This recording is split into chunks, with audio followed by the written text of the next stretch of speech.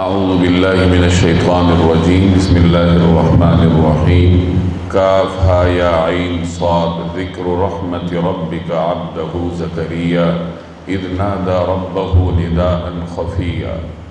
یہ سورہ مریم کی ابتدائی آیات ہیں۔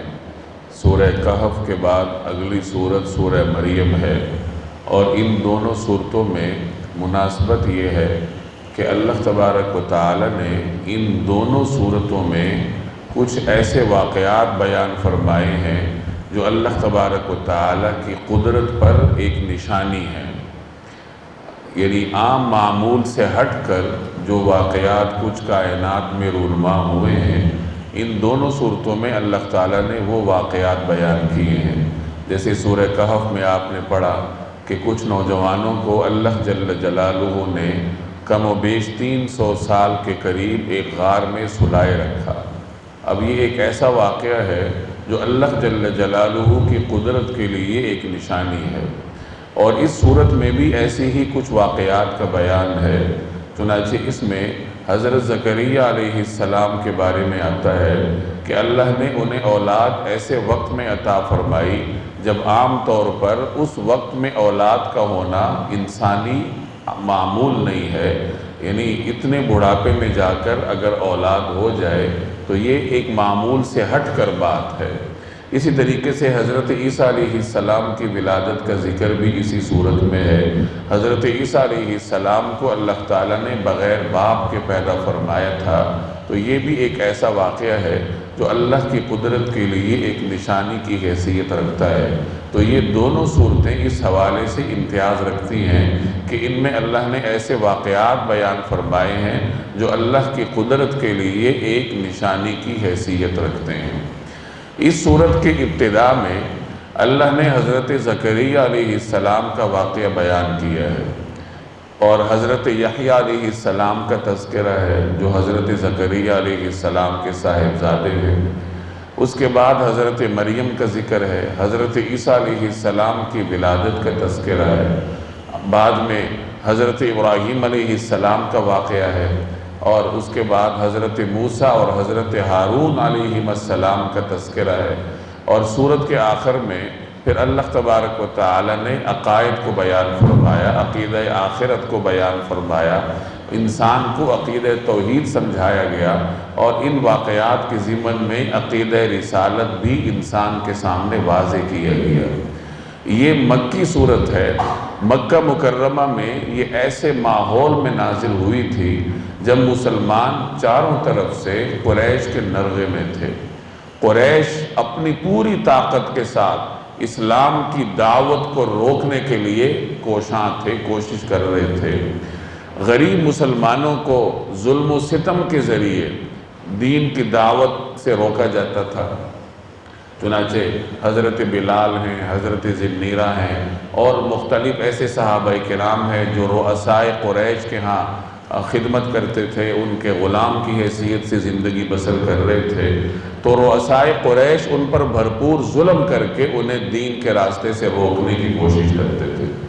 اسی طریقے سے ان مسلمانوں میں سے جو لوگ کوئی کام کاج کرتے تھے، محنت مزدوری کرتے تھے، تو رؤسائے قریش ان سے کام کروا کر ان کو پیسے نہیں دیتے تھے تاکہ معاشی طور پر ان کو تنگ کیا جائے۔ چنانچہ حضرت خباب رضی اللہ تعالی عنہ کا واقعہ معروف ہے کہ ایک قریشی سردار نے ان سے کچھ کام کروایا اور پھر ان کو قیمت ادا کرنے سے انکار کر دیا۔ جو حضرات صحابہ کرام تاجر تھے، تجارت پیشہ تھے، ان کی تجارت کے راستے میں روڑے اٹکائے جاتے تھے۔ یعنی ہر ممکن طریقے سے اسلام کی دعوت کو روکنے کے لیے قریش نے مختلف ہیلے آزمائے، مختلف کام کیے، ہر طریقے سے جبر مسلط کرنے کی انہوں نے کوشش کی۔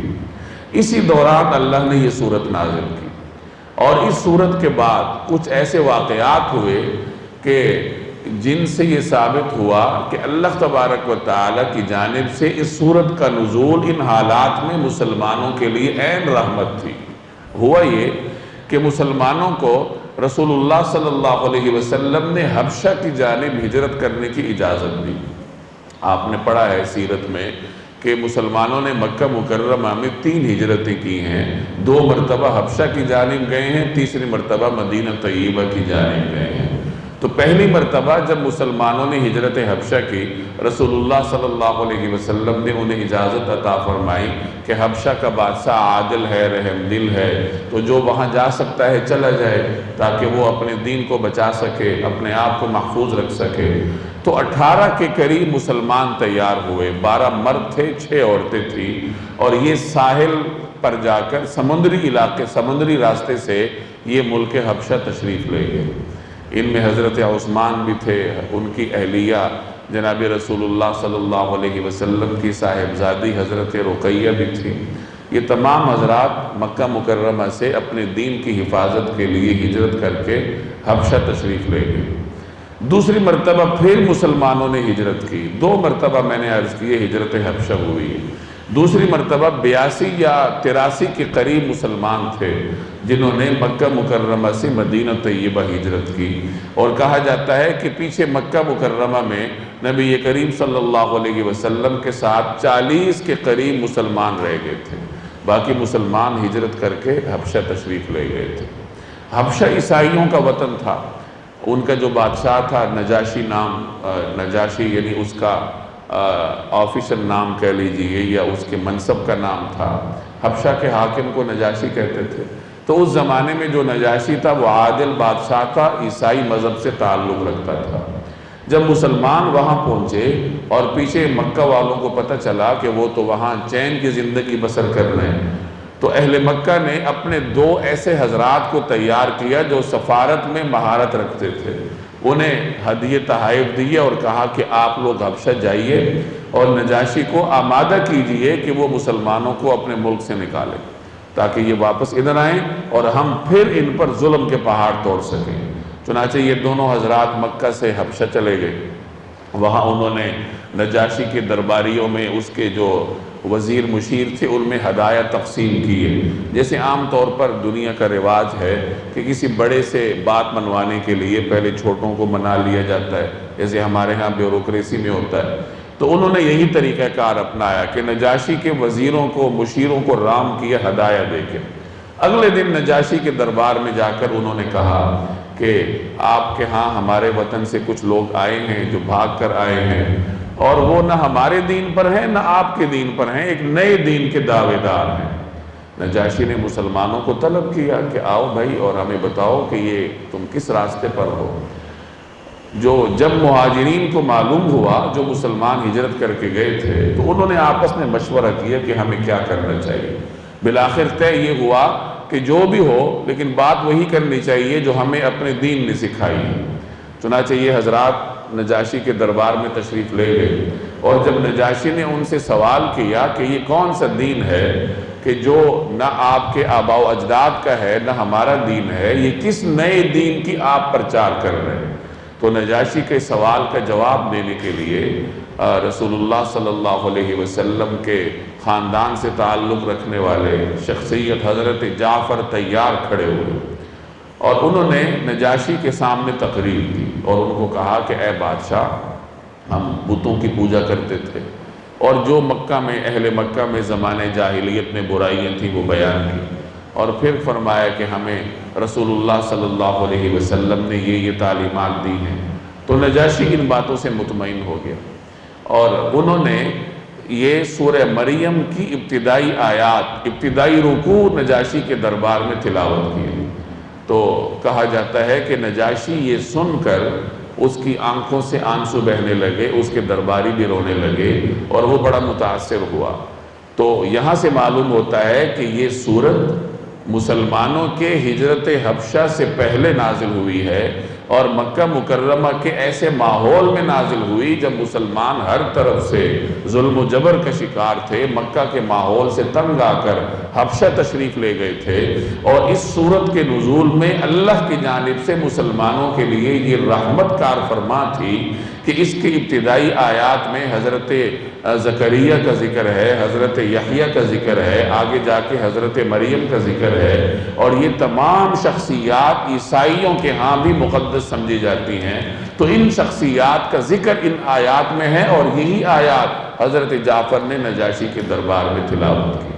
جب قریش کا وفد ناکام ہوا تو انہوں نے آ کر مشورہ کیا، اور اگلے دن نجاشی کے پاس جا کر پھر نئی بات کی اور کہا کہ اے بادشاہ، آپ ذرا ان کو بلا کر پوچھئے تو صحیح کہ یہ آپ کے پیغمبر حضرت عیسیٰ علیہ السلام کے بارے میں کیا کہتے ہیں۔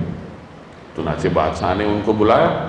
جب مسلمانوں کو پتہ چلا کہ اس طریقے سے قریش نے بات کی ہے تو انہوں نے پھر آپس میں مشورہ کیا، اور پھر یہی طے ہوا کہ ہم بات وہی کریں گے جو ہمارے دین نے ہمیں سکھائی ہے۔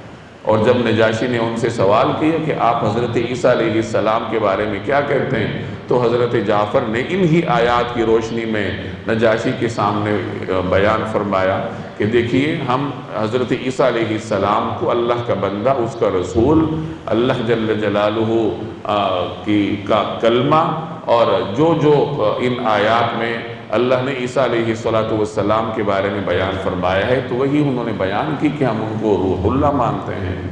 تو نجاشی نے یہ سن کر ایک تنکا اٹھایا اور کہا کہ جو انہوں نے بیان کیا ہے حضرت عیسیٰ علیہ السلام کی شان ان کے بیان سے ایک تنکا برابر بھی زیادہ نہیں، یعنی انہوں نے بالکل ٹھیک شان سیدنا عیسیٰ علیہ السلام کی بیان کی۔ اس طریقے سے اللہ تبارک و تعالی نے مسلمانوں کو وہاں پر امن کے ساتھ رہنے کا موقع عطا فرمایا اور قریش کی سازشوں کو ناکام بنایا۔ تو ان حالات میں اللہ تبارک و تعالی نے یہ صورت نازل کی۔ اس میں ایک طرف تو ان شخصیات کا ذکر کیا جو مسلمانوں کے ہاں بھی برگزیدہ ہیں، عیسائیوں کے ہاں بھی برگزیدہ ہیں، اور اس کے بعد حضرت ابراہیم علیہ السلام کا ذکر کیا۔ حضرت ابراہیم علیہ السلام نے بھی کئی ہجرتیں فرمائی ہیں، اپنے وطن سے نکل کر مصر تشریف لے گئے تھے، مصر سے نکل کر پھر انہیں مکہ آنے کا حکم ہوا، پھر مکہ سے نکل کر واپس جانے کا حکم ہوا۔ تو حضرت ابراہیم علیہ السلام کے حالات اللہ نے بیان فرما کر مسلمانوں کو یہ تسلی دی کہ دین کے راستے میں اس قسم کے حالات کا درپیش ہونا یہ کوئی نئی بات نہیں ہے، گزشتہ امتوں پر بھی یہ حالات آئے ہیں۔ چنانچہ ایک روایت کا مفہوم ہے کہ انہی حالات میں ایک مرتبہ ایک صحابی نبی کریم صلی اللہ علیہ وسلم کے پاس حاضر ہوئے جب آپ صلی اللہ علیہ وسلم بیت اللہ میں تھے، حرم شریف میں، غالباً حضرت خباب تھے، اور آ کر درخواست کی کہ یا رسول اللہ ہمارے لیے دعا فرمائیے، یعنی یہ جن حالات میں ہم مبتلا ہیں ان کے ختم ہونے کی دعا فرمائیے۔ تو نبی کریم صلی اللہ علیہ وسلم نے فرمایا کہ تم سے پچھلی امتوں کو آروں سے چیرا گیا تھا، ان کے جسموں کو لوہے کی کنگھیوں سے چھیلا گیا تھا، گویا کہ انہیں پیغام دیا کہ گزشتہ امتوں پر بھی اس قسم کے حالات آئے ہیں، یعنی دین کے راستے میں انسان کو مختلف طریقوں سے امتحان دینا پڑتا ہے، آزمائش سے گزرنا پڑتا ہے، ہر آدمی پر اس کے ایمان کی طاقت کے اعتبار سے اللہ تبارک و تعالی کی جانب سے آزمائش آتی ہے۔ تو ان حالات میں اللہ تبارک و تعالی نے یہ صورت نازل فرمائی۔ اس تفصیل کی روشنی میں اب ان آیات کو دیکھیے۔ کاف آیا عین صاد، یہ حروف مقطعات میں سے ہے۔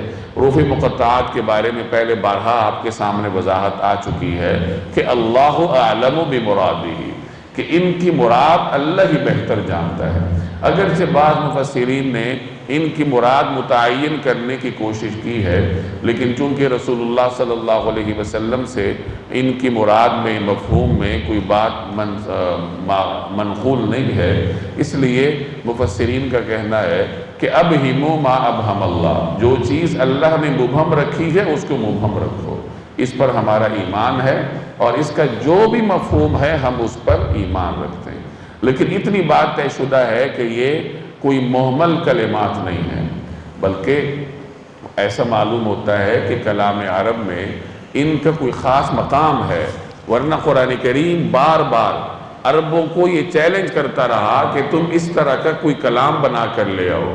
اب اگر یہ ویسے ہی کچھ حروف کو جوڑ کر یہ کلمہ بنایا گیا، طٰہٰ یا کاف یا عین صاد، یہ جتنے بھی حروف مقطعات ہیں، تو اہل عرب بھی کچھ حروف کو جوڑ کر کچھ بنا لیتے کہ ہم قرآن کی طرز پر یہ حروف مقطعات بنا رہے ہیں۔ لیکن کوئی حروف مقطعات پر مبنی مشتمل جملہ بھی بنا کر نہ لا سکا۔ اس سے یہ معلوم ہوتا ہے کہ اگرچہ ان کا مفہوم ہمیں معلوم نہیں ہے، لیکن ان کی جو ساخت ہے یا ان کے استعمال کرنے کا جو موقع محل ہے وہ کوئی خاص حیثیت ضرور رکھتا ہے کہ اہل عرب بھی اس کی طرح کا کوئی کلام پیش کرنے سے عاجز رہے اور انہوں نے جرأت ہی نہیں کی۔ تو بہرحال ہمارا اس پر ایمان ہے، اور میں نے پہلے بھی عرض کیا ہے کہ قرآن کریم کے کلمات کو سمجھے بغیر تلاوت کرنا بھی کار ثواب ہے۔ اگرچہ افضل تو یہی ہے، بلکہ مسلمان کا فرض ہے، خاص طور پر ایک تعلیم یافتہ مسلمان کا تو فرض ہی ہے کہ وہ قرآن کریم کی تلاوت سمجھ کر کرے۔ لیکن اگر کوئی آدمی سستی کرتا ہے، ترجمہ نہیں پڑھتا، سمجھتا نہیں ہے، یا کوئی دیہاتی ہے وہ تعلیم سے ناواقف ہے، وہ بغیر سمجھے قرآن پاک کی تلاوت کرتا ہے تو اسے ثواب بھی ملے گا، برکتیں بھی ملیں گی، لیکن تعلیم یافتہ آدمی کے لیے بہرحال یہ کوئی عذر نہیں۔ بعض دیہاتی ایسے بھی ہوتے ہیں کہ جن کی زبان پر قرآن کریم جاری نہیں ہوتا اور وہ قرآن کریم کھول کے انگلی پھیرتے جاتے ہیں۔ یہ ان کی محبت کا اپنا ایک طریقہ کار ہوتا ہے، اور اللہ تبارک و تعالیٰ اور ان کا باہمی معاملہ ہے۔ یعنی اس آدمی کی قرآن کریم کے ساتھ محبت کا کیا عالم ہوگا کہ جو ان پڑھ ہے، جس نے کبھی کچھ پڑھا نہیں ہے، وہ اردو بھی نہیں پڑھ سکتا، انگریزی بھی نہیں پڑھ سکتا، تو جب وہ پڑھا نہیں ہے تو اس کی زبان پر قرآن کریم بھی جاری نہیں ہوتا، لیکن اس کے باوجود وہ اللہ کا کلام محبت کے ساتھ کھولتا ہے اور اس کی سطروں پر محبت کے ساتھ برکت کی نیت سے انگلی پھیرتا ہے، تو یہ تو اس کے اور رب کا معاملہ ہے کہ اللہ تبارک و تعالیٰ اس کو کتنا اجر دیتا ہے۔ ہو سکتا ہے کہ اس کے اخلاص اور محبت کی برکت سے اللہ تبارک و تعالیٰ اسے بڑے بڑے پڑھے لکھے لوگوں سے زیادہ اجر و ثواب دے۔ تو بہرحال ایک پڑھے لکھے آدمی کا بنیادی فرض یہی ہے کہ وہ قرآن کریم کو سمجھے اور سمجھ کر اس کی تلاوت کرے۔ ذکر رحمت ربک عبدہ زکریا، یہ تذکرہ ہے اس رحمت کا جو تمہارے پروردگار نے اپنے بندے زکریا پر کی تھی۔ حضرت زکریا علیہ السلام اللہ کے برگزیدہ پیغمبر تھے، ان کی رسالت کا اقرار مسلمان کرتے ہیں، یہودی اور عیسائی ان کو پیغمبر نہیں مانتے۔ عیسائیوں کے ہاں حضرت زکریا علیہ السلام کی حیثیت بیت المقدس میں قیام پذیر ایک مقدس شخصیت کی تھی۔ ان کی رسالت کا اقرار نہیں کرتے، ان کی رسالت کا اقرار صرف اور صرف مسلمان کرتے ہیں، اور قرآن کریم ان کی عظمت کو بیان کرتا ہے۔ ذکر رحمت ربک عبدہ زکریا، یہ تذکرہ ہے اس رحمت کا جو تمہارے پروردگار نے اپنے بندے زکریا پر کی تھی۔ کب؟ اذ نادى ربہ نداء خفیا، یہ اس وقت کی بات ہے جب انہوں نے اپنے پروردگار کو آہستہ آہستہ آواز سے پکارا تھا۔ کیا پکارا تھا؟ قال، انہوں نے کہا تھا، ربی، اے میرے پروردگار، انی وہن العظم منی، میری ہڈیاں تک کمزور پڑ گئی ہیں، واشتعل الرأس شیبا، اور سر بڑھاپے کی سفیدی سے بھڑک اٹھا ہے، وَلَمْ أَكُمْ بِدُعَائِكَ رَبِّ شَقِيًّا، اور میرے پروردگار میں آپ سے دعا مانگ کر کبھی نامراد نہیں ہوا۔ وَإِنِّي خِفْتُ الْمَوَالِيَ مِنْ وَرَائِي، اور مجھے اپنے باپ، اپنے چچزاد بھائیوں کا اندیشہ لگا ہوا ہے۔ وَكَانَتِ امْرَأَتِي عَاقِرًا، اور میری بیوی بانجھ ہے۔ فَهَبْ لِي مِن لَّدُنْكَ وَلِيًّا، لہٰذا آپ خاص اپنے پاس سے مجھے ایک ایسا وارث عطا کر دیجئے، یَرِثُنِی، جو میرا بھی وارث ہو، وَيَرِثُ مِنْ آلِ یعقوب، اور یعقوب علیہ السلام کی اولاد سے بھی میراث پائے، وَاجْعَلْهُ رَبِّ رَضِیًّا، اور اے پروردگار اسے ایسا بنائیے جو پسندیدہ ہو، یعنی آپ کا پسندیدہ ہو۔ اب اس میں ان آیات میں حضرت زکریا علیہ السلام کی دعا کا تذکرہ ہے کہ انہوں نے اللہ تبارک و تعالیٰ کے حضور دعا کی۔ ان آیات میں دعا کے آداب بھی آپ کو نظر آئیں گے۔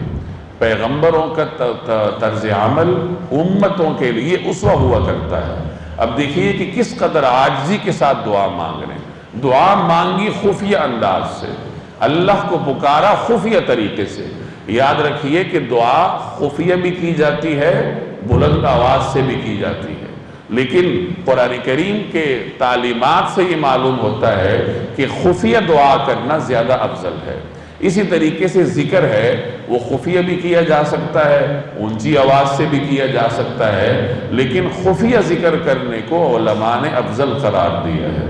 تو بہرحال حضرت زکریہ علیہ السلام نے اللہ کو چپکے سے پکارا۔ کیسے پکارا؟ پہلے اپنی عاجزی کا اظہار کیا کہ یا اللہ میری تو ہڈیاں گھل گئی ہیں۔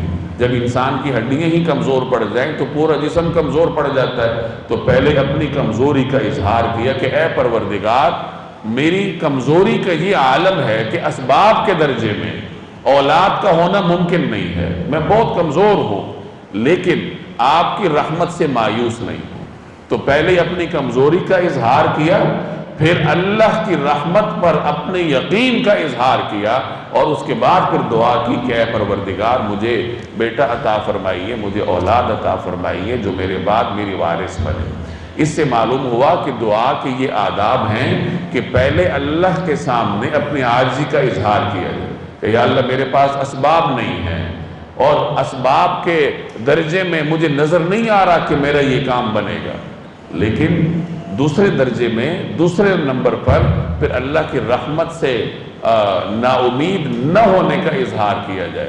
جیسے حضرت یعقوب علیہ السلام نے اپنے صاحبزادوں سے فرمایا تھا کہ جاؤ یوسف اور اس کے بھائی کو تلاش کرو، لا تیأسوا من روح اللہ، اور اللہ تبارک و تعالیٰ کی رحمت سے مایوس نہ ہونا۔ کیوں؟ اس لیے کہ اللہ کی رحمت سے تو مایوس وہی ہوتے ہیں جو کافر ہوتے ہیں، جو اللہ پہ امید نہیں، اللہ پر ایمان نہیں رکھتے۔ جس کا اللہ پہ ایمان ہو وہ کیوں اللہ کی رحمت سے مایوس ہو؟ تو یہ دعا کے آداب ہیں، پہلے اپنی عاجزی کا اظہار کرو، پھر اللہ کی رحمت پر یقین ہونے کا اظہار کرو، اور پھر اللہ سے دعا مانگو۔ مفسرین فرماتے ہیں کہ جب حضرت زکریا علیہ السلام نے یہ دعا کی تو اس وقت وہ بڑھاپے کے حدود میں تھے۔ مختلف اقوال ہیں، 60 سے لے کر 120 تک مختلف اقوال نقل کی ہیں مفسرین نے۔ بعض حضرات کے ہاں 60 سال کی عمر تھی، کچھ حضرات فرماتے ہیں 70 تھی، کچھ کے ہاں 80 تھی، کچھ کے ہاں 85 تھی، ایک نقطہ نظر 120 برس کا ہے۔ کہا جاتا ہے کہ عام طور پر انسانی جسم کی میعاد 120 برس ہے، یعنی اگر انسان کو کوئی حادثہ درپیش نہ ہو تو اس کے قوا اور اس کے اعضاء 120 برس کی عمر تک کام کرتے رہتے ہیں۔ تو اللہ تبارک و تعالیٰ نے حضرت زکریا علیہ السلام کو 120 برس کی عمر سے زائد عمر عطا فرمائی تھی، اور 120 برس کی عمر میں وہ اللہ سے دعا کر رہے ہیں کہ یا اللہ میں بوڑھا ہوں لیکن مجھے اولاد چاہیے۔ اور ساتھ ان کی اہلیہ کا بھی تذکرہ ہے کہ ان کی اہلیہ کی عمر بھی ایک کم 90 برس تھی، اور مزید یہ کہ بانجھ تھی۔ اب ایک تو بڑھاپا ہے، دونوں میاں بیوی بوڑھے ہیں، اور دوسرے نمبر پر اہلیہ بانجھ ہے۔ اسباب کے درجے میں اولاد کے ہونے کا کوئی امکان نہیں ہے، لیکن یہ برگزیدہ شخصیات اللہ کی رحمت سے نا امید نہیں ہیں، اور امید رکھے ہوئے ہیں کہ اللہ تعالی ہمیں اولاد عطا کرے۔ سورہ آل عمران میں اس کی تفصیل موجود ہے کہ انہوں نے کس موقع پر یہ دعا کی تھی۔ حضرت زکریا علیہ السلام حضرت مریم کے خالو تھے۔ حضرت مریم کا ذکر آگے آ رہا ہے، جو حضرت عیسیٰ علیہ السلام کی والدہ ماجدہ ہیں۔ حضرت مریم کی والدہ کی بہن حضرت زکریا کے عقد میں تھی، تو حضرت مریم کے خالو تھے۔ حضرت مریم کو جب ان کی والدہ نے بیت المقدس کی خدمت کے لیے وقف کیا، جیسے آگے تفصیل آئے گی، تو وہ وہاں ایک مخصوص کمرے میں عبادت کیا کرتی تھی، اور ان کے پاس بے موسمی پھل ہوتے تھے، اللہ بطور رزق کے انہیں عطا کرتا تھا۔ حضرت زکریا علیہ السلام ان کے خالو کی حیثیت سے ان کے کفیل بھی تھے، وہاں ان کی کفالت کرتے تھے، ان کی رکھوالی کرتے تھے۔ تو چونکہ وہ بیت المقدس ہی میں رہتے تھے، وہاں امام تھے، روحانی پیشوا تھے، تو ایک موقع پر انہوں نے دیکھا کہ ان کی بھانجی حضرت مریم کے پاس، یعنی ان کی اہلیہ کی جو بھانجی حضرت مریم ہے، ان کے پاس بے موسمی پھل ہیں کہ بظاہر وہ قرب و جوار میں نہیں ہے اس ماحول میں، لیکن اللہ نے عطا کیے ہیں۔ تو پوچھا کہ یا مریم انا لکی ھذا، اے مریم تمہیں یہ پھل کہاں سے ملے؟ تو حضرت مریم نے فرمایا من عند اللہ، اللہ کے ہاں سے۔ تو وہاں سے حضرت زکریا علیہ السلام کے دل میں یہ بات آئی کہ جو پروردگار مریم کو بے موسمی پھل عطا کر سکتا ہے تو وہ مجھے بڑھاپے میں اولاد بھی عطا کر سکتا ہے۔ ہنالک دعا زکریا ربہ، پھر وہاں حضرت زکریا علیہ السلام نے دعا کی، یہ دعا کی کہ یا پروردگار اگرچہ میں بوڑھا ہوں، اسباب نہیں ہیں، یعنی اولاد ہونے کے جو بظاہر وسائل اسباب ہوتے ہیں وہ نہیں ہیں، لیکن میں آپ کی رحمت سے مایوس نہیں ہوں، مجھے اولاد عطا فرما۔ تو اللہ تبارک و تعالیٰ نے انہیں حضرت یحییٰ کی صورت میں ایک انتہائی پاکیزہ اور برگزیدہ بیٹا عطا فرمایا، جس کا تذکرہ آگے آئے گا۔ قال، انہوں نے کہا رب انی وہن العظم منی، میرے پروردگار میری ہڈیاں تک کمزور پڑ گئی ہیں، واشتعل الرأس شیبا، اور سر بڑھاپے کی سفیدی سے بھڑک اٹھا ہے۔ بھڑک اٹھنے کا مطلب کہ سر پر سفیدی غالب آ گئی ہے، جیسے آگ پھیل جاتی ہے تو اس طریقے سے میرے سر میں سفید بالوں کی کثرت ہے جو بڑھاپے کی علامت ہوتی ہے، یعنی میں اسباب کے درجے میں اولاد کا امکان نہیں دیکھ رہا، لیکن وَلَمْ أَكُمْ بِدُعَائِكَ رَبِّ شَقِيًّا، کہ میرے پروردگار میں آپ سے دعا مانگ کر کبھی نامراد نہیں ہوا، تو میں دعا کرتا ہوں۔ دعا کیا ہے؟ اور مزید اپنی بے بسی کا اظہار کر رہے ہیں کہ وَإِنِّي خِفْتُ الْمَوَالِيَ مِنْ وَرَائِي، کہ مجھے اپنے بعد اپنی چچا زاد بھائیوں کا اندیشہ لگا ہوا ہے۔ موالی مولا کی جمع ہے، مولا کئی معنی میں استعمال ہوتا ہے، مولا غلام کو بھی کہتے ہیں، آزاد کردہ غلام کو بھی کہتے ہیں، جو غلام کو آزاد کرنے والا مالک ہے اس پر بھی مولا کا اطلاق ہوتا ہے، آقا پر اس کا اطلاق ہوتا ہے، استاد پر اس کا اطلاق ہوتا ہے، چچا زاد بھائیوں پر بھی اس کا اطلاق ہوا ہے۔ تو یہ مولا کے مختلف معنی ہیں جو کہ جن کے لیے استعمال ہوتا ہے۔ یہاں مولا یا موالی سے مراد چچا زاد بھائی ہیں، چونکہ حضرت زکریا علیہ السلام ایک خاص علم کے حامل تھے جو پیچھے سے انبیاء بنی اسرائیل کی برکات چلی آ رہی تھی، اس کے عالم بردار تھے، اللہ کے برگزیدہ پیغمبر تھے، تو ان کی یہ خواہش تھی کہ میرے بعد میری نسل میں اللہ مجھے بیٹا عطا فرمائے تاکہ وہ ان برکات کا حامل بن جائے، کیونکہ میرے چچا زاد بھائیوں میں تو اس کی اہلیت ہے نہیں کہ وہ اس وراثت کے، اس بابرکت علم کے وارث بنیں اور اس مشن کو آگے بڑھائیں، تو کہیں یہ میرے بعد ضائع نہ ہو جائے، اس لیے انہوں نے اللہ سے دعا کی کہ اے پروردگار میرے چچا زاد بھائی میری اس وراثت کو ضائع کر دیں گے تو آپ مجھے ایک وارث عطا فرمائیے۔ وَكَانَتِ امْرَأَتِي عَاقِرًا، اور میری بیوی بانجھ ہے، یعنی مجھے اپنے بعد اندیشہ لگا ہوا ہے کہ ان تبرکات کا، ان علمی نوادرات کا، یہ جو نبوت کی برکات ہیں اس کا کیا بنے گا، یہ کون آگے اس مشن کو پھیلائے گا، میرے چچا زاد بھائیوں میں تو اہلیت نہیں ہے، اور میری یہ صورتحال ہے کہ میں بوڑھا ہوں، میری بیوی بانجھ ہے، لیکن آپ کی رحمت سے مایوس نہیں ہوں، فَحَبْ لِي مِن لَدُنْكَ وَلِيًّا، لہٰذا اپنے پاس سے مجھے ایک وارث عطا کیجیے۔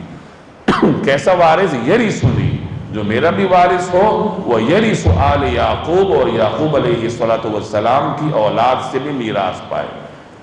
یہاں یہ بات سمجھ لیجئے کہ اس وراثت سے مراد مالی وراثت نہیں ہے۔ حضرت زکریا علیہ السلام بڑئی تھے، نجار تھے، بڑائی کا کام کرتے تھے، اور یہ کام کر کے اپنا اور اپنے اہل و عیال، اپنی اہلیہ کے لیے گزر بسر کا سامان کرتے تھے، اور یہی انبیاء کی سنت رہی ہے کہ انہوں نے گزر بسر کے لیے کوئی نہ کوئی پیشہ اپنایا ہے۔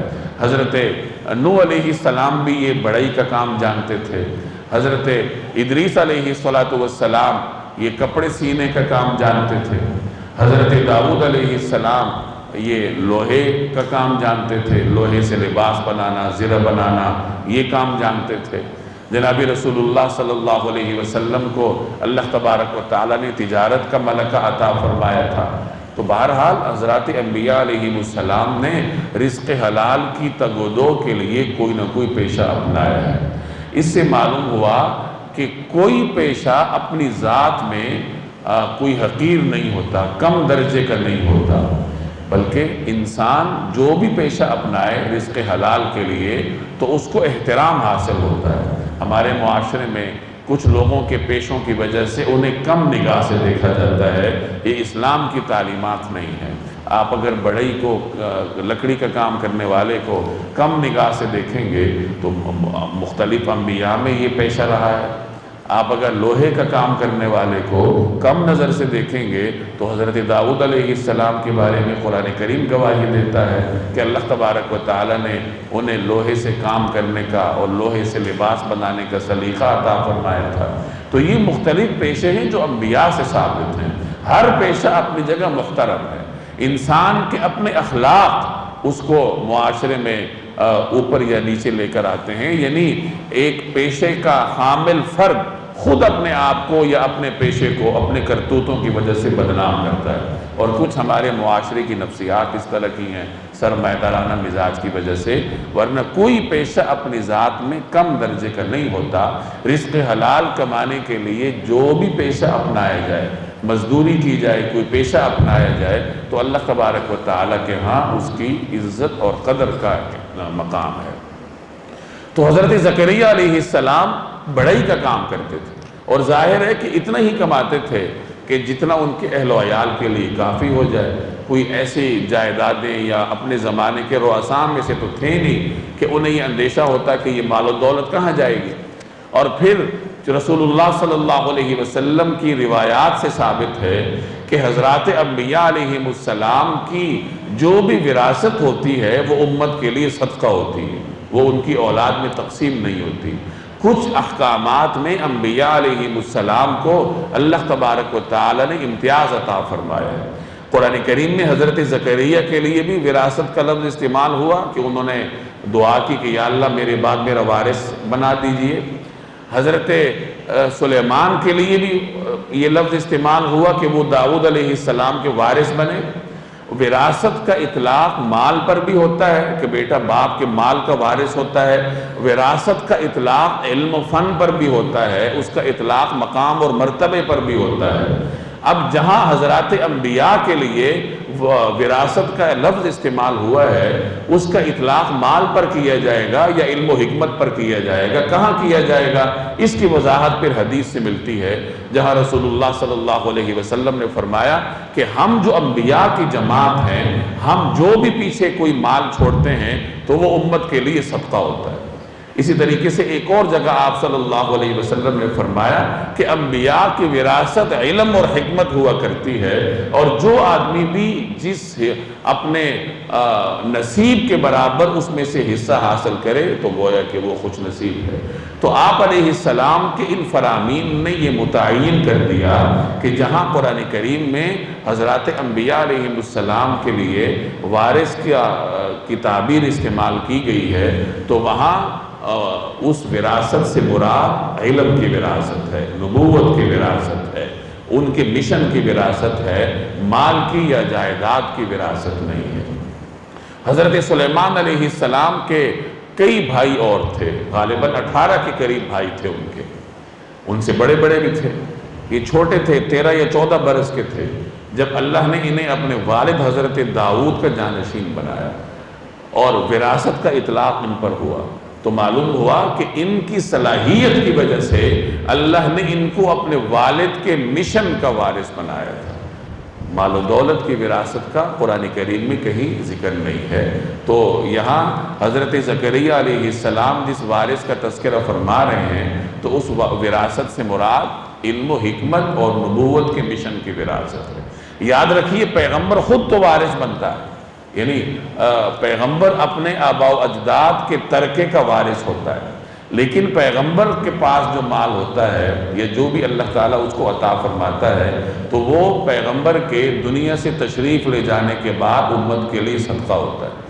جناب رسول اللہ صلی اللہ علیہ وسلم کو اپنے والد ماجد حضرت عبداللہ سے ترکہ ملا تھا، آپ ان کے وارث ہوئے تھے، کچھ مویشی ملے تھے، کچھ اور سامان تھا، اور ایک خادمہ تھی حضرت ام ایمن جو آپ کو اپنے والد ماجد سے ترکے میں ملی تھی، لیکن آپ کا جو ترکہ تھا وہ مسلمانوں کے لیے وقف کی حیثیت رکھتا تھا، اور یہ جناب رسول اللہ صلی اللہ علیہ وسلم کی اپنی تعلیمات کے مطابق تھا۔ تو بہرحال یہاں وارث سے مراد علم و حکمت کی وراثت ہے۔ یرثنی، جو میرا بھی وارث ہو، وہ یرث من آل یعقوب، اور جو آل یعقوب ہیں یعنی اوپر جو میرے آباء و اجداد میں مختلف مقدس شخصیات گزری ہیں ان کی وراثت کا بھی مالک، اور ظاہر ہے کہ ان کی وراثت علم و حکمت کی، نبوت کے مشن کی وراثت تھی۔ وَاجْعَلْهُ رَبِّ رَضِيًّا، اور اے پروردگار اسے ایسا بنائیے جو آپ کا پسندیدہ ہو۔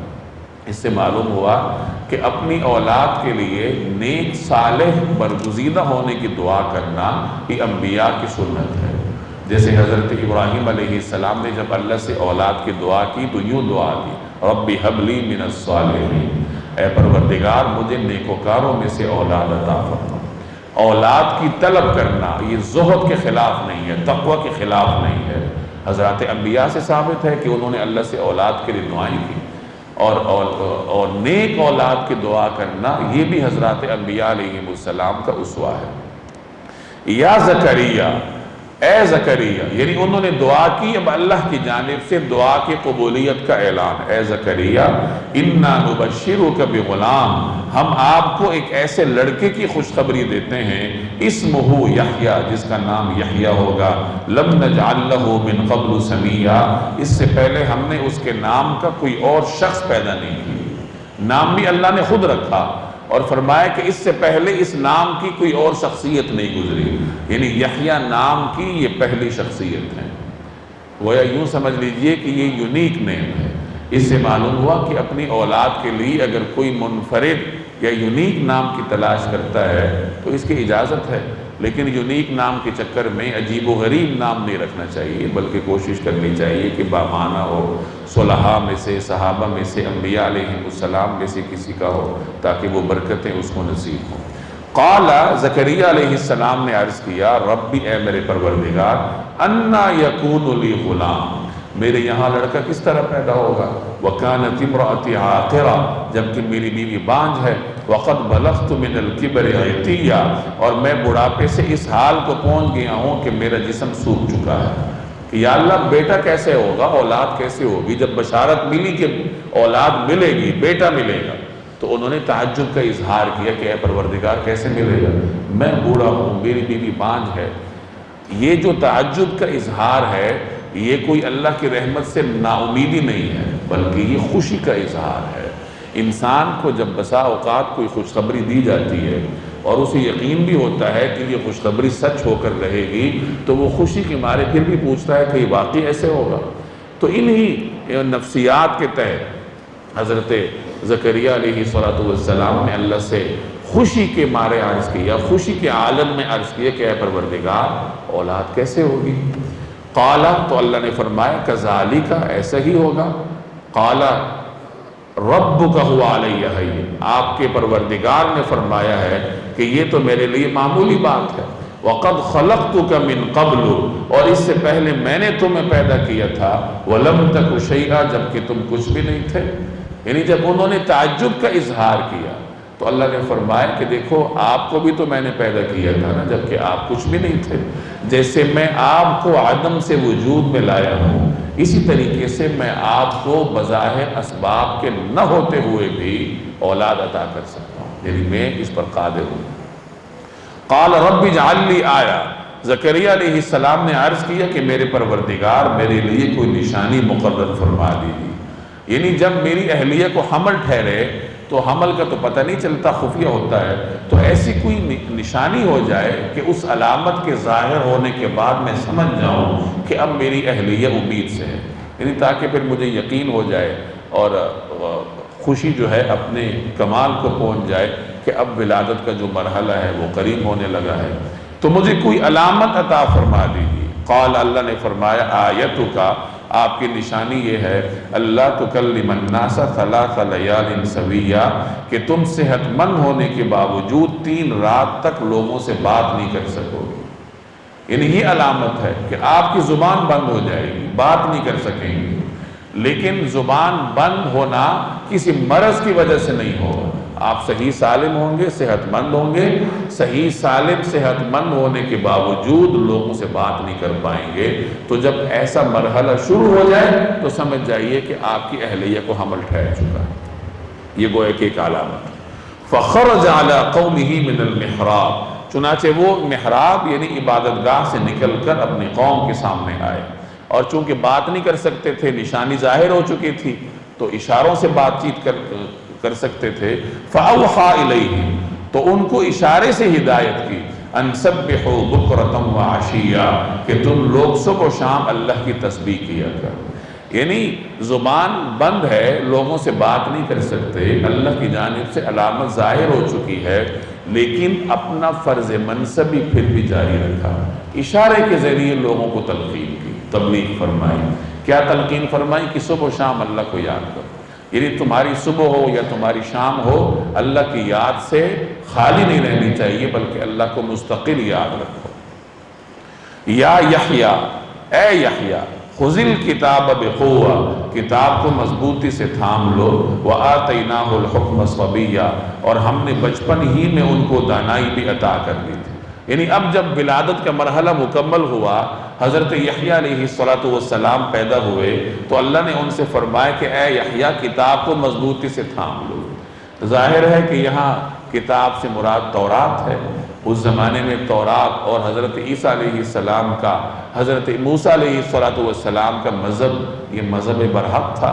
تو کتاب مضبوطی سے تھام لو، یعنی جو اللہ کی کتاب اس زمانے میں برحق ہے، اس کو مضبوطی سے تھام لو، خود بھی عمل کرو اور دوسروں کو بھی عمل کی توفیق تلقین کرو۔ وَآتَيْنَاهُ الْحُكْمَ صَبِيًّا، اور ہم نے بچپن ہی میں ان کو دانائی بھی عطا کر دی تھی۔ بعض حضرات فرماتے ہیں کہ ان کو اللہ نے بچپن میں نبوت عطا کر دی تھی۔ عام طور پر سنت یہ رہی ہے اللہ کی کہ نبوت 40 برس کی عمر میں عطا کرتا ہے، لیکن حضرت یحییٰ اور حضرت عیسیٰ علیہ السلام کو اللہ نے یہ انفرادی شان عطا فرمائی تھی کہ انہیں بچپن سے ہی اللہ نے نبوت سے سرفراز فرمایا۔ تو یہاں حضرت یحییٰ کے بارے میں فرمایا گیا کہ ہم نے بچپن ہی میں انہیں حکمت عطا فرمائی تھی، یعنی نبوت عطا فرمائی تھی۔ وَحَنَانًا مِن لَدُنَّا، اور خاص اپنے پاس سے نرم دلی، وَزَكَاةً، اور پاکیزگی بھی عطا کی تھی، وَكَانَ تَقِيًّا، اور وہ بڑے پرہیزگار تھے، وَبَرًّا بِوَالِدَيْهِ، اور اپنے والدین کے خدمت گزار تھے، وَلَمْ يَكُنْ جَبَّارًا عَصِيًّا، نہ وہ سرکش تھے نہ نافرمان، وَسَلَامٌ عَلَيْهِ، اور سلام ہے ان پر، یوم ولد، اس دن بھی جس روز وہ پیدا ہوئے، وَيَوْمَ يَمُوتُ، اس دن بھی جس روز انہیں موت آئے گی، وَيَوْمَ يُبْعَثُ حَيًّا، اور اس دن بھی جس روز انہیں زندہ کر کے دوبارہ اٹھایا جائے گا۔ یہودیوں نے حضرت یحییٰ علیہ السلام کی شان میں کمی کی ہے۔ قرآن کریم کی یہ آیات واضح طور پر حضرت یحییٰ علیہ السلام کی شان کو بیان کر رہی ہے کہ اللہ نے انہیں نرم دلی عطا کی تھی، انہیں پاکیزگی عطا کی تھی، عفت اور طہارت میں حضرت یحییٰ علیہ السلام اپنی مثال آپ تھے، اور یہ ان حضرات میں سے تھے جنہوں نے عمر بھر نکاح نہیں فرمایا۔ عام طور پر حضرات انبیاء علیہ السلام کی سنت نکاح ہے، لیکن بہرحال استثناء موجود ہے۔ حضرت یحییٰ علیہ السلام پر اللہ کی عبادت اور زہد اس قدر غالب تھا کہ وہ عمر بھر اس طرح متوجہ نہ ہوئے۔ تو فرمایا گیا کہ ہم نے انہیں نرم دلی اور پاکیزگی عطا کی تھی، اور اپنے والدین کے بہت خدمت گزار تھے۔ اللہ کی عبادت کے بعد مخلوق میں سب سے زیادہ حق والدین کا ہوتا ہے، تو حضرت زکریا کے بارے میں قرآن کریم نے گواہی دی کہ جہاں وہ اپنے رب کی خدمت گزار تھے، وہاں مخلوق میں سے اپنے والدین کی بھی خدمت گزار۔ انسان کا حقیقی خالق اللہ ہے، لیکن دنیا میں اس کے وجود کا ظاہری سبب اس کے والدین ہیں، تو اللہ نے اس طریقے سے والدین کے بھی حقوق رکھے ہیں۔ قرآن کریم میں اکثر جگہ جہاں اللہ تعالیٰ اپنا حق بیان کرتا ہے تو ساتھ والدین کا بھی حق بیان کرتا ہے، جہاں شرک سے روکتا ہے وہاں ساتھ ہی والدین کی نافرمانی سے بھی روکتا ہے، تو گویا کہ والدین کے حقوق انسان پر بہت زیادہ ہیں۔ آگے فرمائے کہ اللہ نے انہیں پرہیزگار بنایا تھا، وہ سرکش یا نافرمان نہیں تھے، اور ان کی پیدائش کے دن سے لے کے ان کی وفات اور دوبارہ اٹھنے کے دن تک ان پر سلامتی۔ مفسرین فرماتے ہیں کہ حضرت زکریا، حضرت یحییٰ اور حضرت عیسیٰ کو اللہ نے یہ انفرادی شان عطا کی تھی کہ بوقت ولادت وہ شیطانی کچوکے سے یا شیطانی وسوسے سے محفوظ رہے تھے۔ 3 مقامات ایسے ہوتے ہیں جب انسان وحشت کا شکار ہوتا ہے۔ ایک جب بچہ پیدا ہوتا ہے تو وہ پریشان ہوتا ہے کہ میں کس ماحول سے کس ماحول میں آ گیا، اگرچہ بعد میں اس کو یاد نہ رہے، لیکن اس وقت وہ وحشت کے عالم میں ہوتا ہے۔ اور دوسرے جب انسان دنیا سے جاتا ہے تو اس وقت بھی ایک عالم سے دوسرے عالم میں منتقل ہوتا ہے، تو پھر بھی وحشت کا وہ عالم ہوتا ہے جو کہ انسان کسی سے بیان بھی نہیں کر سکتا۔ اور تیسرے نمبر پر جب انسان کو اٹھایا جائے گا اور حشر میں اس کو کھڑا کیا جائے گا، تو پھر بھی عالم تبدیل ہوتا ہے کہ عالم برزخ سے اب اس عالم میں آ گیا، تو اس وقت بھی وحشت اپنے عروج پہ ہوگی۔ تو ان تینوں مقامات پر اللہ تبارک و تعالی نے حضرت یحییٰ علیہ السلام کو سلامتی کے ساتھ رکھا ہے۔ اس کا ذکر ہے یہاں کہ جس دن وہ پیدا ہوئے اس دن بھی ان پر سلامتی، اور جس دن ان کو دنیا سے اٹھایا جائے گا اس دن بھی سلامتی، اور جس دن انہیں دوبارہ زندہ کر کے اٹھایا جائے گا اس دن بھی ان پر سلامتی۔ تو یہاں تک حضرت زکریا اور ان کے بیٹے حضرت یحییٰ کا ذکر ہے۔ اب آگے حضرت مریم اور ان کے صاحبزادے حضرت عیسیٰ علیہ السلام کا ذکر ہے۔ وَاذْكُرْ فِي الْكِتَابِ مریم، اور اس کتاب میں مریم کا بھی تذکرہ کیجئے۔ اِذِ انتبذت من أَهْلِهَا مَكَانًا شَرْقِيًّا، اس وقت کا تذکرہ جب وہ اپنے گھر والوں سے علیحدہ ہو کر اس جگہ چلی گئی جو مشرق کی طرف واقع تھی۔ حضرت مریم حضرت عمران کی صاحبزادی تھی۔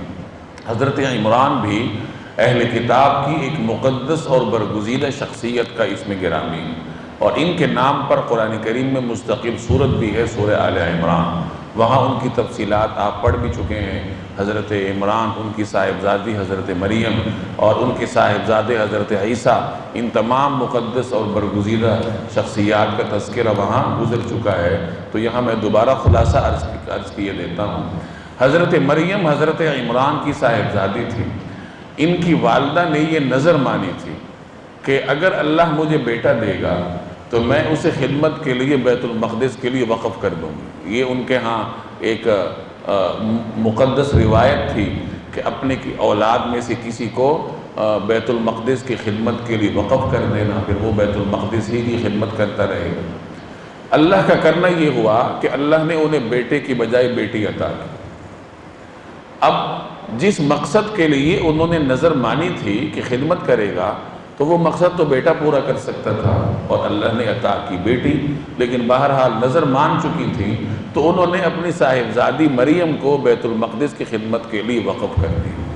مریم کا معنی بعض حضرات نے خادمہ کے بیان کیا ہے، چونکہ انہوں نے بیت المقدس کی خدمت کی تھی، اس کی خدمت کے لیے وقف ہوئی تھی، اس لیے ان کا نام مریم رکھا گیا۔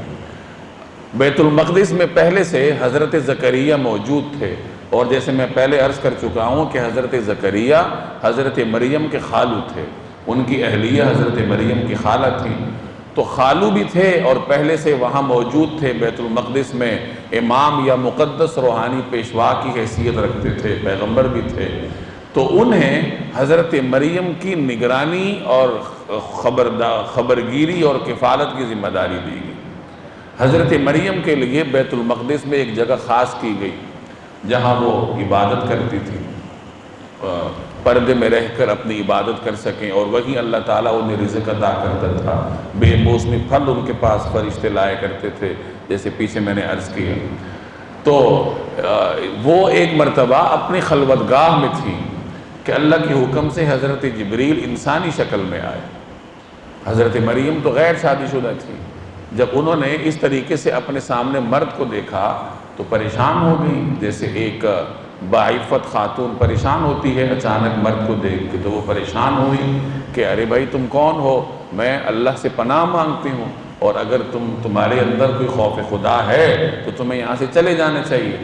تو وہ تو فرشتے تھے، حضرت جبریل تھے، تو انہوں نے فرمایا کہ میں اللہ کی جانب سے بھیجا گیا ہوں، اور اس لیے بھیجا گیا ہوں کہ تمہیں اولاد عطا کروں۔ تو حضرت مریم نے حیرت کا اظہار کیا کہ اولاد کے لیے تو شادی ہونی چاہیے، تو نکاح کے بعد ہی اولاد ہو سکتی ہے، یا کوئی بدکردار خاتون ہوگی تو اس کے ہاں اولاد کا امکان ہے، تو میرے ہاں تو یہ دونوں صورتیں نہیں پائی جا رہی، تو اولاد کیسے ہوگی؟ تو انہیں بھی حضرت جبریل نے وہی بات کی جو پیچھے حضرت زکریا کے تذکرے میں گزر چکی ہے کہ اللہ تبارک و تعالیٰ کے لیے یہ آسان ہے، اللہ کا حکم ہوگا آپ کی اولاد ہوگی، اور اللہ تبارک و تعالیٰ اس کو پوری دنیا کے لیے ایک نشانی کے طور پر پیش کرے گا، یعنی ایک برگزیدہ اولاد اللہ آپ کو عطا کرے گا۔ مراد حضرت عیسیٰ علیہ السلام ہیں۔ تو اس مختصر تفصیل کی روشنی میں اب یہ آیات دیکھیں۔ کہ کتاب میں مریم کا ذکر کیجئے۔ کس وقت کا ذکر؟ جب وہ اپنے گھر سے علیحدہ ہو کر اس جگہ چلی گئی جو مشرق کی طرف واقع تھی، یعنی مشرق کی جانب چلی گئی۔ اب قرآن کریم نے وضاحت نہیں کی کہ مشرق کی جگہ سے کیا مراد ہے، اور نہیں رسول اللہ صلی اللہ علیہ وسلم سے اس کی وضاحت منقول ہے۔ مفسرین نے اپنے اپنے طور پر مشرقی جانب کی توضیح فرمائی ہے کہ اس سے کیا مراد ہے۔ کچھ حضرات فرماتے ہیں کہ ان کے گھر سے بیت المقدس مشرقی جانب تھا، تو چونکہ وہ بیت المقدس میں چلی گئی گھر سے مشرقی جانب، اس لیے قرآن کریم نے کہا کہ مشرقی جانب چلی گئی۔ کچھ حضرات فرماتے ہیں کہ بیت المقدس کے اندر ہی انہوں نے بیت المقدس کے مشرقی جانب اپنے لیے کسی جگہ کا انتخاب فرمایا، اور کچھ فرماتے ہیں کہ بیت المقدس سے باہر مشرقی جانب تشریف لے گئی۔ تو یہ مختلف آراء ہیں مفسرین کی۔ قرآن کریم نے کوئی وضاحت نہیں کی، بس صرف اتنا فرمایا کہ وہ مشرقی جانب اپنے گھر والوں سے الگ ہو گئی۔ فَاتَّخَذَتْ مِن دُونِهِمْ حِجَابًا، پھر انہوں نے ان لوگوں کے اور اپنے درمیان ایک پردہ ڈالی، یعنی خلوت میں تشریف لے گئی۔ خلوت میں کیوں چلی گئی اس کی وضاحت بھی نہیں ہے۔ مفسرین نے اپنے اپنے طور پر وضاحت کی ہے۔ کچھ حضرات فرماتے ہیں کہ غسل کے لیے تشریف لے گئی، کچھ حضرات فرماتے ہیں کہ عبادت کے لیے تشریف لے گئی۔ بہرحال جیسا بھی ہو، لیکن وہ خلوت میں تشریف لے گئی کہ انہوں نے پردہ بھی ڈال لیا، لوگوں سے الگ ہو گئی۔ اب اس وقت اللہ نے فرشتہ ان کے پاس بھیجا، فَأَرْسَلْنَا إِلَيْهَا رُوحَنَا، اس موقع پر ہم نے ان کے پاس اپنی روح کو بھیجا۔ مراد حضرت جبریل ہیں جن کا لقب روح ہے، جیسے ایک اور جگہ ان کو روح الامین کہا گیا۔ فَتَمَثَّلَ لَهَا بَشَرًا سَوِيًّا، جو ان کے سامنے ایک مکمل انسان کی شکل میں ظاہر ہو، یعنی ایک ایسے انسان کی شکل میں ظاہر ہوئے جو مکمل تھے، اپنے قوا میں معتدل تھے۔ قالت، تو مریم نے کہا، انی اعوذ بالرحمن منک ان کنت تقیا، میں تم سے خدائے رحمان کی پناہ مانگتی ہوں اگر تم میں خدا کا خوف ہے، یعنی اگر تم میں خدا کا خوف ہے تو یہاں سے ہٹ جاؤ۔ قال انما انا رسول ربک، فرشتے نے کہا میں تو تمہارے رب کا بھیجا ہوا ہوں، لأہب لک غلاما زکیا، تاکہ تمہیں ایک پاکیزہ لڑکا دوں، یعنی میں تمہارے پاس اس لیے آیا ہوں تاکہ اللہ کے حکم سے آپ کو ایک پاکیزہ اولاد عطا کی جائے۔ قالت، مریم نے کہا، انا یکون لی غلام، میرے ہاں لڑکا کیسے ہو جائے گا، ولم یمسسنی بشر، جبکہ مجھے کسی بشر نے چھوا تک نہیں ہے، ولم اکو بغیہ، اور نہ میں کوئی بدکار عورت ہوں۔ قال کذالک، فرشتے نے کہا کہ ایسی ہی ہو جائے گا، یعنی بغیر کسی سبب کے ہو جائے گا۔ قال ربکی، آپ کے رب نے فرمایا ہے، ہوا علیہ ہین، یہ میرے لیے ایک معمولی بات ہے، وَلِنَجْعَلَهُ آیَةً لِلنَّاسِ وَرَحْمَةً مِنَّا، اور ہم یہ کام اس لیے کریں گے تاکہ اس لڑکے کو لوگوں کے لیے ایک نشانی بنائیں اور اپنی طرف سے رحمت کا مظاہرہ کریں، یعنی اس کو لوگوں کے لیے نشانی کیسے بنائیں کہ بغیر باپ کے پیدا ہوئے، اور رحمت کیسے ہو کہ پیغمبر ہوں گے، اللہ کے احکام لوگوں تک پہنچائیں گے۔ وَكَانَ أَمْرًا مَقْضِيًّا، اور یہ بات پوری طرح طے ہو چکی ہے کہ یہ کام ہو کر رہے گا۔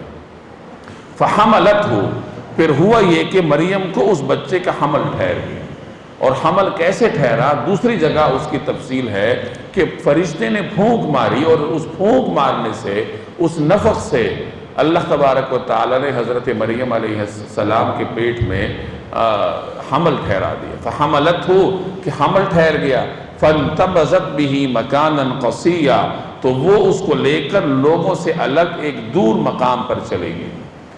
جب خاتون کو حمل ہوتا ہے تو وہ تکلیف کے عالم میں ہوتی ہے۔ حضرت مریم کو دوہری تکلیف تھی، ایک تو جسمانی تکلیف تھی، اور دوسرا یہ تکلیف تھی کہ لوگ طرح طرح کی باتیں کریں گے، تانے ماریں گے، اور چونکہ یہ اللہ کے حکم سے ہو رہا ہے تو کسی کا تانا دینا اللہ کے حکم پر گویا کہ ایک طرح سے تان و تشنیع ہوگی، تو وہ اس کے دین کے لیے خطرناک ہوگا۔ تو اس کہ چونکہ وہ لوگوں کے دین کے لیے ایک آزمائش نہ بن جائے، تو اس اندیشے سے بھی ان کو طرح طرح کے خوف دامنگیر تھے کہ اب کیا ہو۔ اب حمل کے بعد درد ذیل ہے، ولادت کا عمل ہے، تو اس درمیان کتنی مدت گزری ہے قرآن کریم نے اس کا ذکر نہیں کیا۔ بعض حضرات فرماتے ہیں کہ جو ایک عام معمول ہے عورت کا 8 مہینے یا 9 مہینے، یہ پورا معمول انہوں نے گزارا۔ اور کچھ حضرات فرماتے ہیں کہ ایسا نہیں تھا، چونکہ اللہ کی جانب سے خاص نشانی تھی، معمول سے ہٹ کر تھا، تو جیسے ہی حمل ٹھہرا تو فوراً ہی اللہ تبارک و تعالیٰ نے ان کے بطن میں بچے کی پوری تصویر بنائی، یعنی پورا ایک صورت بن گئی اس کی، اور اس کے فوراً بعد اللہ تبارک و تعالیٰ نے حضرت عیسیٰ علیہ السلام کی ولادت کے مرحلے کو عافیت کے ساتھ پایۂ تکمیل تک پہنچا دیا۔ تو اس کا ذکر ہے فَحَمَلَتْهُ کہ حمل ٹھہر گیا، فَانْتَبَذَتْ بِهِ مَكَانًا قَصِيًّا تو وہ اس کو لے کر لوگوں سے الگ ایک دور مقام پر چلے گی۔ فَأَجَاءَهَا الْمَخَاضُ إِلَى جِذْعِ النَّخْلَةِ پھر زچگی کے درد نے انہیں ایک کھجور کے درخت کے پاس پہنچا دیا۔ قالت وہ کہنے لگی یا لیتنی مت قبل ھذا ہائے کاش میں اس سے پہلے ہی مر گئی ہوتی، وکنت نسیا منسیا اور مر کر بھولی بسری ہو جاتی۔ موت کی خواہش کیوں کی؟ اس لیے کی کہ لوگوں کے لیے اور دینی طور پر یہ عمل ایک آزمائش بن جائے گا، لوگ طعنے دیں گے، یعنی جسمانی تکلیف سے زیادہ انہیں لوگوں کے دین ایمان کی فکر تھی کہ یہ جو عمل ہوگا اور بچہ ان کے سامنے آئے گا تو یہ تو ان کے لیے ایک امتحان بن جائے گا۔ تو اس وجہ سے انہوں نے بے اختیار یہ خواہش کی کہ یا اللہ اس عمل سے پہلے ہی میں مر چکی ہوتی تاکہ لوگوں کے لیے یہ امتحان نہ بنتا۔ فناداہا من تحتہا پھر فرشتے نے ان کے نیچے ایک جگہ سے انہیں آواز دی، اللہ تحزنی کہ غم نہ کرو، قد جعل ربک تحتک سریا تمہارے رب نے تمہارے نیچے ایک چشمہ پیدا کر دیا ہے۔ وَهُزِّ إِلَيْكِ بِجِذْعِ النَّخْلَةِ اور کھجور کے تنے کو اپنی طرف ہلاؤ تو ساقط علیک رطبا جنیا اس میں سے پکی ہوئی تازہ کھجوریں تم پر جھڑیں گی۔ فَكُلِي وَاشْرَبِي اب کھاؤ اور پیو، وَقَرِّ عَيْنَا اور اپنی آنکھیں ٹھنڈی رکھو، فَإِمَّا تَرَيِنَّ مِنَ الْبَشَرِ أَحَدًا اور اگر لوگوں میں سے کسی کو آتا دیکھو، فَقُولِي تو کہہ دینا إِنِّي نَذَرْتُ لِلرَّحْمَانِ آج میں نے خدائے رحمان کے لیے ایک روزے کی منت مانی ہے، إِنِّي نَذَرْتُ لِلرَّحْمَانِ صَوْمًا آج میں نے اللہ کے لیے رحمان کے لیے روزے کی نظر مانی ہے، فَلَنْ أُكَلِّمَ الْيَوْمَ إِنسِيًّا اس لیے میں کسی بھی انسان سے بات نہیں کروں گی۔ مفسرین فرماتے ہیں کہ جب انہیں درد ذیل لاحق ہوا تو وہ بیت المقدس سے نکلی اور اس جگہ پر تشریف لے گئی جس کو آج بیت اللحم کہا جاتا ہے، جو عیسائیوں کے لیے مقدس جگہ ہے، ان کا قبلہ ہے، اس طرف رخ کر کے وہ نماز پڑھتے ہیں چونکہ وہی جگہ حضرت عیسیٰ علیہ السلام کی جائے ولادت ہے۔ وہاں کوئی کھجور کا درخت تھا، اس کے قریب اللہ تبارک و تعالی نے انہیں پہنچایا اور نیچے ایک چشمہ جاری کر دیا تاکہ وہ چشمے کا پانی پئیں اور کھجور کے درخت کو ہلائیں، اور کھجور کے درخت پر کھجوریں پکی ہوئی گرنے کے لیے تیار تھی، بس حضرت مریم کے ہلانے کی دیر تھی کہ کھجوریں وہاں گر جانی تھی۔ یہاں دو باتیں معلوم ہوئی، ایک تو یہ کہ کھجور کے پھل میں ایسی غذائیت ہے کہ درد ذہ اور ولادت کے مرحلے سے گزرنے والی خاتون کے لیے وہ مفید ہے، جیسے اللہ تبارک و تعالی نے حضرت مریم کے لیے ایسے موقع پر کھجور کے درخت اور کھجور کے پھل کا انتخاب فرمایا۔ دوسری بات یہ معلوم ہوئی کہ رزق کے حصول کے لیے بہرحال کچھ نہ کچھ تگودو کرنی پڑتی ہے۔ جس رب نے چشمہ جاری کر دیا اور جو بغیر شوہر کے ان کو اولاد کی نعمت عطا کر رہا تھا تو وہ رب بغیر تنہ ہلائے انہیں کھجور عطا کر سکتا تھا، بغیر کھجور عطا کیے بھی انہیں غذائیت عطا کر سکتا تھا، لیکن چونکہ عام اصول یہی ہے کہ غذا حاصل کرنے کے لیے کچھ تگودو کرنی پڑتی ہے، اس لیے اللہ نے ان سے فرمایا کہ دیکھو یہ درخت ہے، کھجوریں پکی ہوئی ہیں، بس آپ نے تھوڑی سی حرکت کرنی ہے، کچھ محنت کرنی ہے، اس کو ہلانا ہے تو اللہ تبارک و تعالی آپ کو رزق عطا فرمائے گا، پھل عطا فرمائے گا۔ اور فرشتے نے تسلی کے لیے آواز دی، چونکہ اس موقع پر عورت تکلیف میں ہوتی ہے، غمخواری کے لیے کوئی چاہیے ہوتا ہے، وہ تو اکیلی تھی، غمخواری کرنے والا کوئی نہیں تھا، تو اللہ تبارک و تعالی نے فرشتے کو بھیجا جنہوں نے ان کو تسلی دی کہ فکر نہ کیجئے، اللہ نے آپ کے غذا کا بھی بندوبست کر دیا ہے، پانی کا بھی بندوبست کر دیا ہے، لہٰذا اس چشمے میں سے پانی پیجئے، کھجور کا پھل کھائیے، اپنی آنکھیں ٹھنڈی کیجئے، فکر نہ کیجئے۔ اب جہاں تک رہی یہ بات کہ جب بچے کی ولادت ہوگی تو لوگوں کے سامنے آنا پڑے گا، لوگ آخر اس کو دیکھیں گے کبھی نہ کبھی تو وہ طنز و تشنیع کریں گے، تو آپ لوگوں سے کہہ دیجئے کہ میں نے نظر مانی ہے کہ میں آج کسی سے بات نہیں کروں۔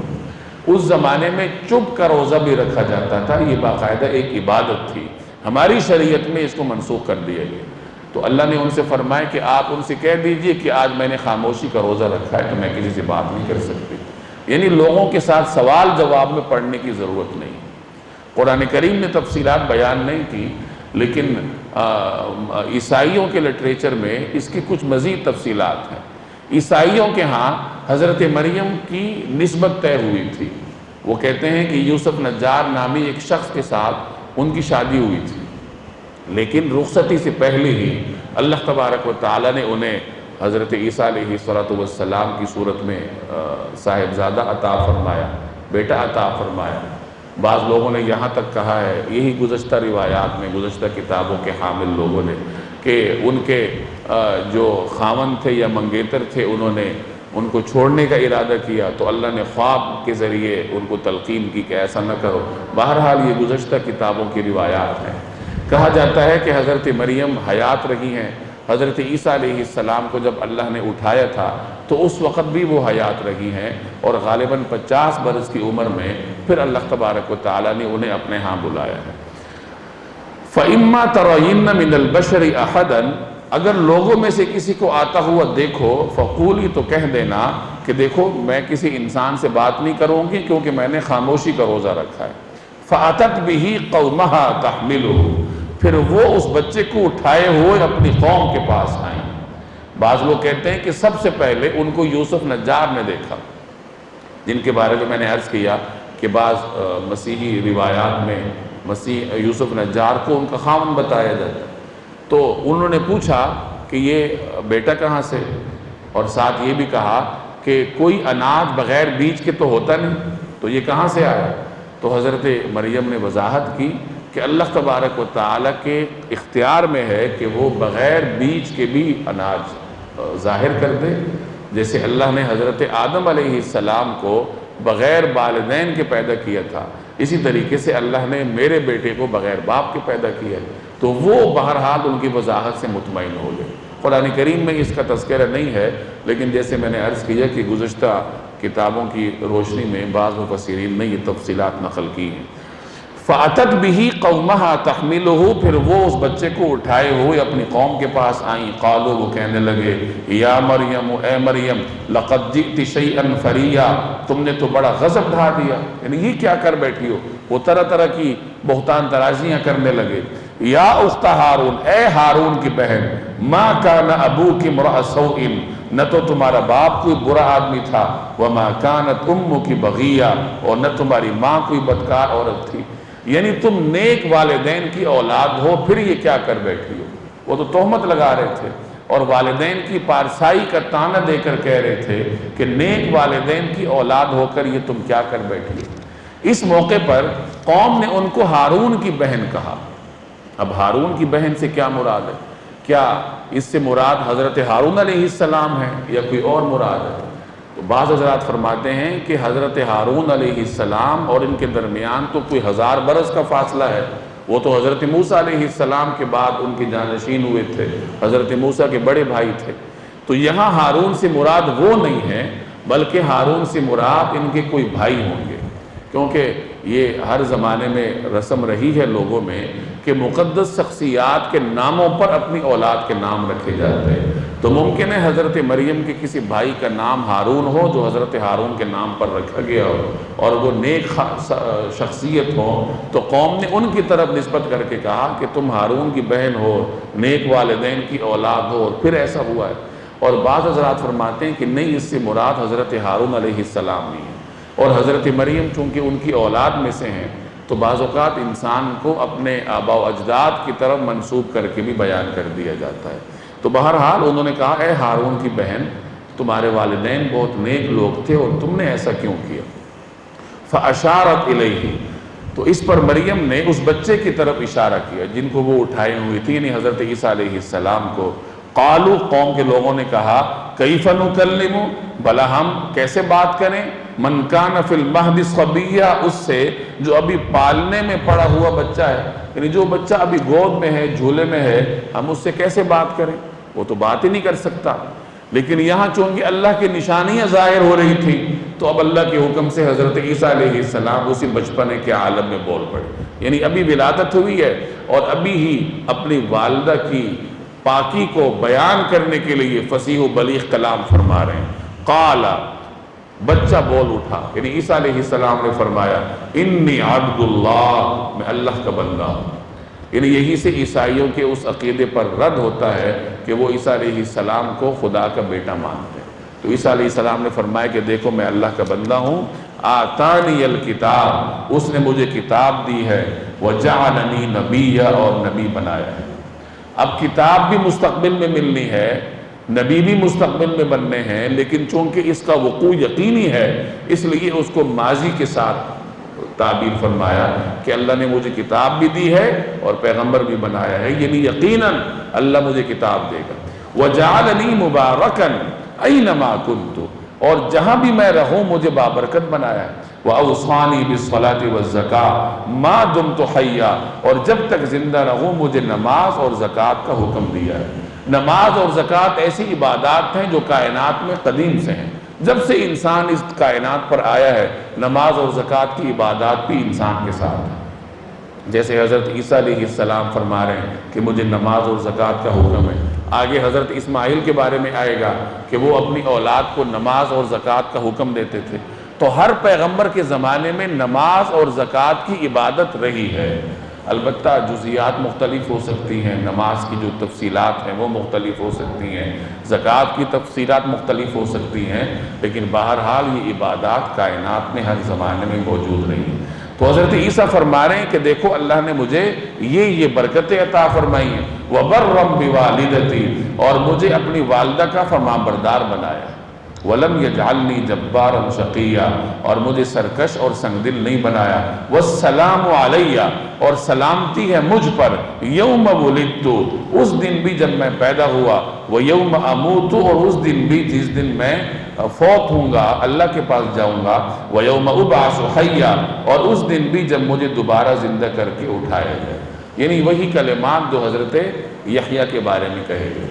حضرت یحییٰ کے بارے میں فرمایا گیا کہ اپنے والدین کے فرمانبردار، اور حضرت عیسیٰ کی چونکہ والدہ تھی تو فرمایا گیا کہ میں اپنی والدہ کا فرمانبردار۔ ذالک عیسیٰ ابن مریم، پیچھے حضرت عیسیٰ کا کلام تھا، اب قرآن کریم کہہ رہا ہے کہ یہ ہے عیسیٰ بن مریم، یعنی یہ حضرت عیسیٰ بن مریم کے بارے میں حقائق ہیں کہ وہ اللہ کے بیٹے نہیں ہیں بلکہ حضرت مریم کے بیٹے ہیں، اللہ کے بندے ہیں، اور دنیا میں اللہ تبارک و تعالیٰ نے ایک خاص مشن کے تحت ان کو بھیجا تھا کہ وہ لوگوں کو نماز اور زکوٰۃ کا حکم دیتے تھے، اللہ کا کلام پہنچاتے تھے۔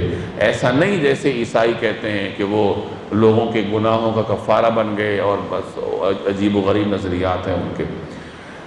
ذالک عیسیٰ ابن مریم، یہ ہیں عیسیٰ بن مریم، قول الحق الذی فیہ یمترون، ان کے بارے میں سچی بات یہ ہے جس میں لوگ جھگڑ رہے ہیں۔ ما کان للہ ان یتخذ من ولد، اللہ کی شان یہ نہیں ہے کہ وہ کوئی بیٹا بنائے، سبحانہ، اس کی ذات پاک ہے، اذا قضا امرا، جب وہ کسی بات کا فیصلہ کر لیتا ہے، فانما یقول له کن فیکون، تو بس اس سے یہ کہتا ہے کہ ہو جا، چنانچہ وہ ہو جاتی ہے۔ وَإِنَّ اللَّهَ رَبِّي وَرَبُّكُمْ فَاعْبُدُوهُ، اور لوگوں سے کہہ دیجئے کہ یقیناً اللہ میرا بھی پروردگار ہے اور تمہارا بھی، فَاعْبُدُوهُ، لہٰذا اسی کی عبادت کرو، هَذَا صِرَاطٌ مستقیم، یہی سیدھا راستہ ہے۔ یہ قرآن کریم اپنے اسلوب کے مطابق اب لوگوں کو نصیحت کر رہا ہے، یعنی اس واقعے کی روشنی میں اب نصیحت بیان ہو رہی ہے۔ فَاخْتَلَفَ الْأَحْزَابُ مِن بَيْنِهِمْ، پھر بھی ان میں سے مختلف گروہوں نے اختلاف ڈال دیا ہے۔ فَوَيْلٌ لِّلَّذِينَ كَفَرُوا مِن مَّشْهَدِ يَوْمٍ عَظِيمٍ، چنانچہ جس دن یہ ایک زبردست دن کا مشاہدہ کریں گے اس دن ان کی بڑی تباہی ہوگی جنہوں نے کفر کا ارتکاب کیا۔ لوگوں نے گمراہی اختیار کی، کیسے؟ عیسائیوں نے عیسیٰ علیہ السلام کو خدا کا بیٹا بنا دیا، اور یہودیوں نے ان کی مخالفت کی، ان پر جھوٹا مقدمہ بنوایا اور ان کو علیاذ باللہ پھانسی پر چڑھانے کے لیے مکمل بندوبست کیا جھوٹے مقدمے کے ذریعے۔ تو گروہوں نے اختلاف کیا، اور معتدل راستہ کیا ہے جو مسلمانوں کا ہے کہ اللہ کے بندے ہیں، اللہ کے برگزیدہ پیغمبر ہیں، اللہ کے رسول ہیں اور صاحب کتاب ہیں۔ اسمع بہم وابصر یوم یاتوننا، جس روز یہ ہمارے پاس آئیں گے اس دن یہ کتنے سننے والے اور دیکھنے والے بن جائیں گے۔ یعنی جو کچھ دنیا میں وہ نہیں سننا چاہتے تھے قیامت کے دن سن لیں گے، یعنی قیامت کے دن ہر چیز حقیقت بن کر ان کے سامنے آ جائے گی۔ اب یہ عقیدہ آخرت کا بیان ہے۔ لیکن الظالمون اليوم فی ضلال مبین، لیکن یہ ظالم آج کھلی گمراہی میں پڑے ہوئے۔ وَأَنذِرْهُمْ يَوْمَ الْحَسْرَةِ إِذْ قُضِيَ الْأَمْرُ، اور اے پیغمبر ان کو اس دن، اس پچھتاوے کے دن سے ڈرائیے جب ہر بات کا آخری فیصلہ ہو جائے گا۔ وَهُمْ فِي غَفْلَةٍ، جبکہ یہ لوگ غفلت میں ہیں۔ وَهُمْ لَا يُؤْمِنُونَ، اور ایمان نہیں لا رہے۔ إِنَّا نَحْنُ نَرِثُ الْأَرْضَ وَمَنْ عَلَيْهَا وَإِلَيْنَا يُرْجَعُونَ، یقین جانو کہ زمین اور اس پر سارے رہنے والوں کے وارث ہم ہی ہوں گے اور ہماری ہی طرف سب کو لوٹایا جائے گا۔ اب یہ بھی عقیدہ آخرت کا بیان ہے کہ ہر چیز فانی ہے، سب نے فنا کے گھاٹ اترنا ہے۔ اگر کوئی باقی رہنے والی ذات ہے تو وہ اللہ تبارک و تعالیٰ کی ہے، لیکن لوگ آج غفلت میں ہیں اور کل ان کی آنکھیں کھل جائیں گی۔ خوش نصیب ہیں وہ لوگ کہ اس دن آنے سے پہلے اپنی آنکھیں کھول لیں اور اللہ تبارک و تعالیٰ کی جانب متوجہ ہو جائیں۔